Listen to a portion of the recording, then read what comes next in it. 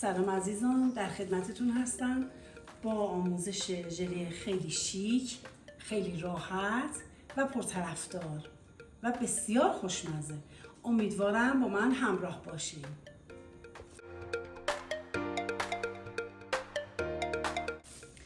ما میخوایم یه ماهی درست کنیم با این ژله. تو این ظرف مورد دلخواهمون ظرف ماهیه. حالا بنا به سلیقه هر کسی هر رنگی دوست داره.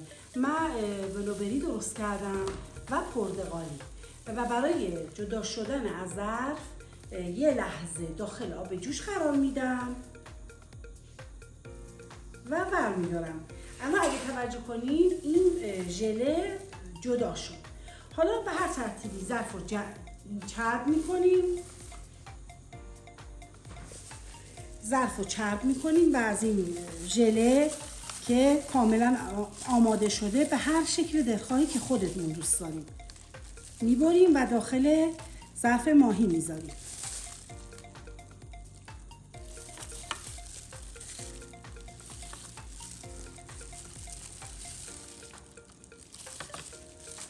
به شکل دلخواه، هر مدل که خودمون دوست داریم.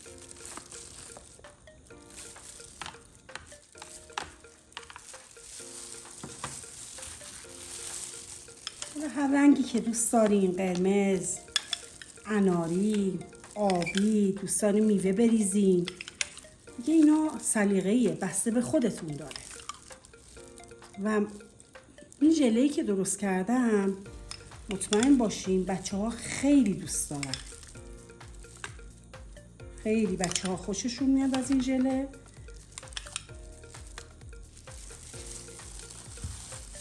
و در نهایت ژله آلوورا که با شیر آماده کرده بودیم و سرد شده روی این میریزیم. قسمت دم ماهی.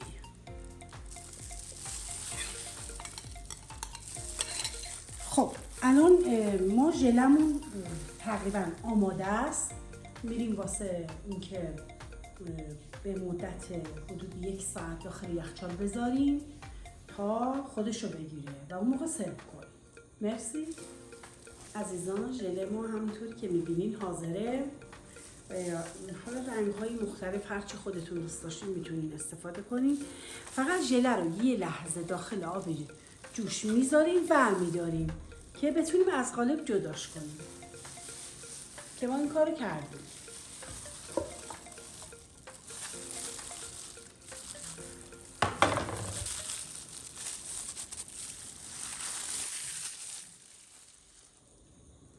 از ژله